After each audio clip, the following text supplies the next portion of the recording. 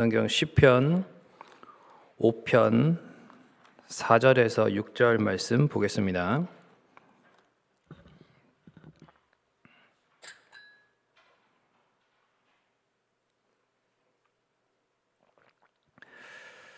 시편 5편 4절에서 6절 말씀 우리 함께 읽겠습니다. 주는 죄악을 기뻐하는 신이 아니시니 악이 주와 함께 머물지 못하며 오만한 자들이 주의 목전에 서지 못하리이다. 주는 모든 행악자를 미워하시며 거짓말하는 자들을 멸망시키시리이다. 여호와께서는 피 흘리기를 즐기는 자와 속이는 자를 싫어하시나이다. 아멘. 이 새벽에도 나오신 우리 모든 성문의 권속들을 주님의 이름으로 축원합니다. 이 시간에 또 우리가 살펴보고 있는 이 시편 5편 4절부터 6절 말씀을 통해서 또 하나님의 의로우심에 대해서 잠시 함께 묵상하고 또 나누도록 하겠습니다. 이 시편 5편은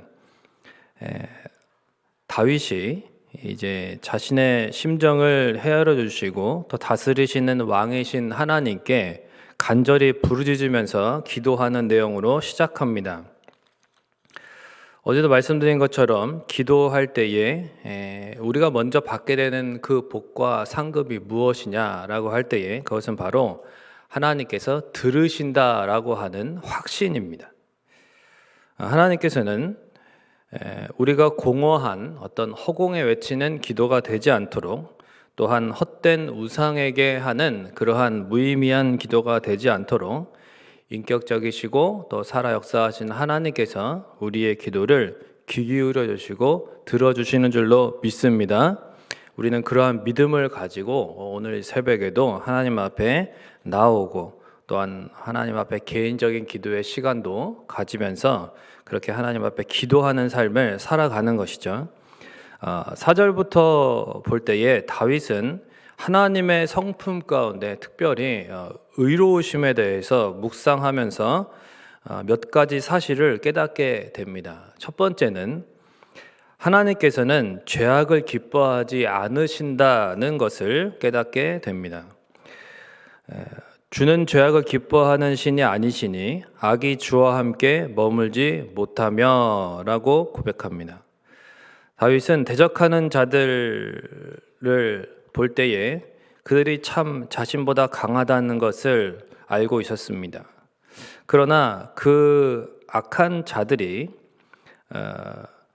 하나님께서 그들을 기뻐하지 않으신다는 것, 그들이 아무리 득세하는 것처럼 보여도 결국은 하나님께서 그들을 심판하시게 될 거라는 것을 알고 있었습니다. 하나님께서 그들과는 함께 하시지 않고 그런 악한 자들과는 그런 자들을 기뻐하시지 않는다는 사실을 신뢰했기 때문에 그런 의로우신 하나님에 대해서 묵상함으로써 또한 악인들의 결국에 대해서 알았기 때문에 다윗은 위로와 용기를 얻었습니다. 다윗은 하나님이 기뻐하시고 함께 하시는 삶을 살기를 원했습니다. 그의 삶의 기준은 오직 하나님이었습니다.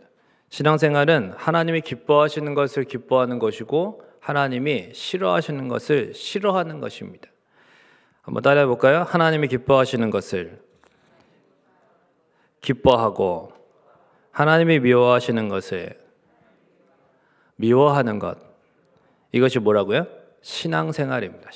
신앙생활은 막연한 것이 아니고 너무나도 분명한 하나님이 기뻐하시는 것을 기뻐하고 하나님이 미워하시는 것을 미워하는 것입니다. 그래야 할 때에 하나님께서 함께 해 주십니다.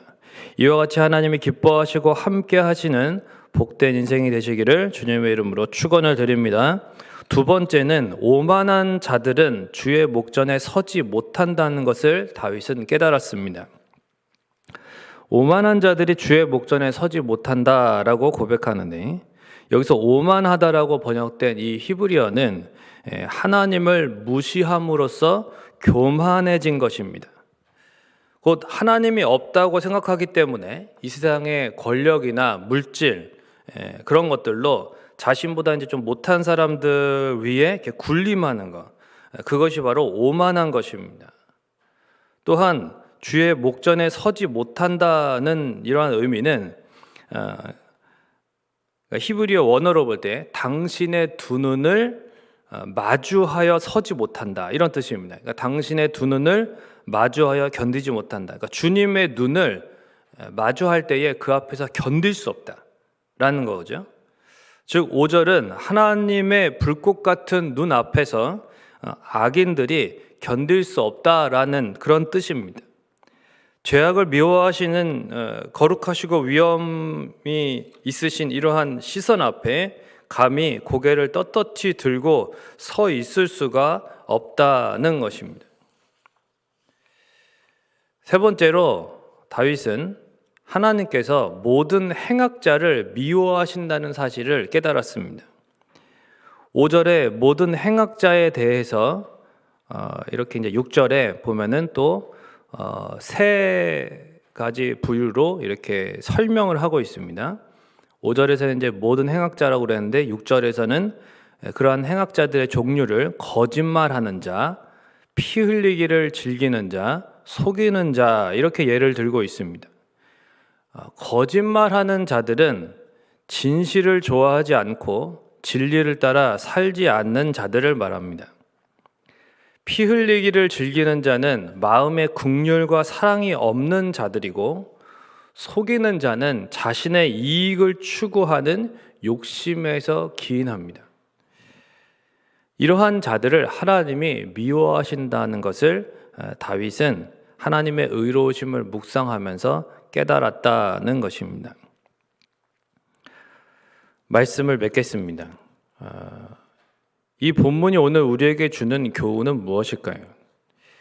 오늘 본문은 다윗을 괴롭히던 다양한 악인들에 대해서 언급을 합니다.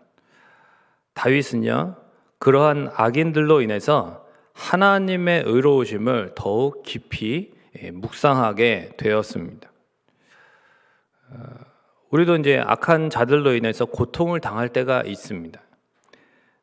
직접적인 것이면 더 힘들고 간접적인 것들도 있습니다. 예를 들면 뭐 어떤 뉴스를 통해서 이 세상에 여러 가지 부조리함과 또한 악한 그런 어떤 죄악들을 이렇게 보게 되는 것들도 많이 있습니다.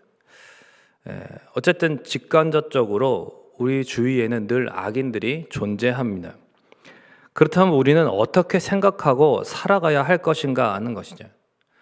우선 하나님의 의로우심을 우리는 이런 악한 시대 가운데서도 깊이 묵상해야 한다는 것입니다.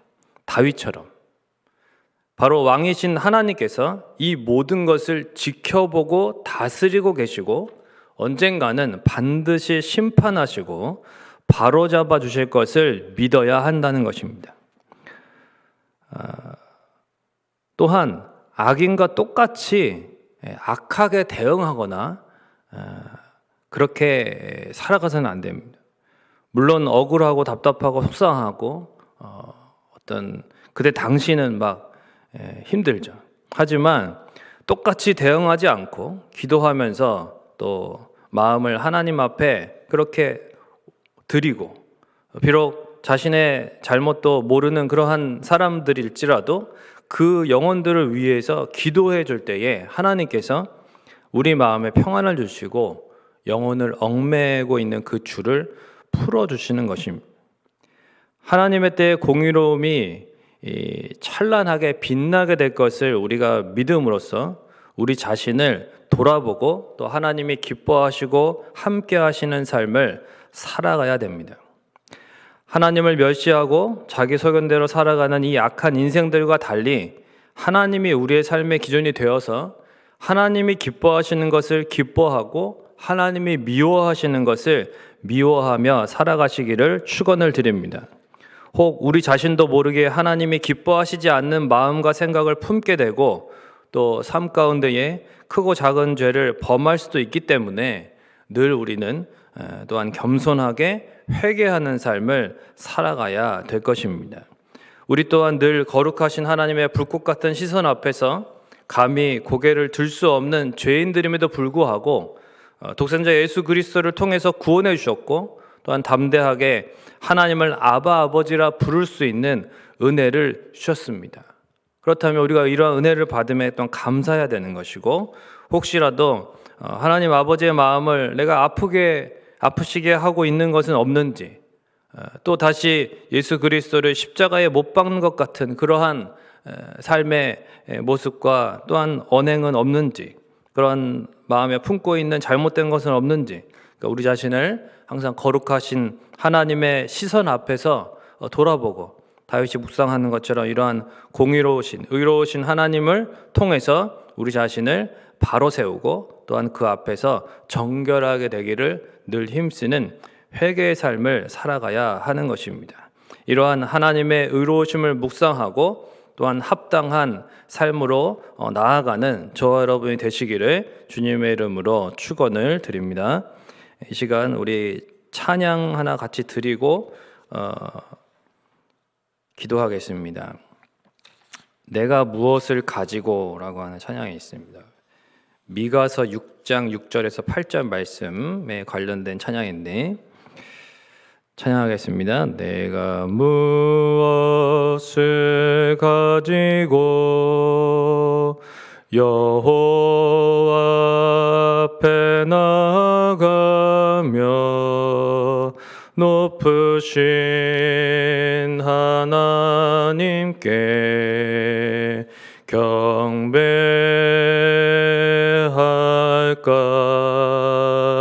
사람아,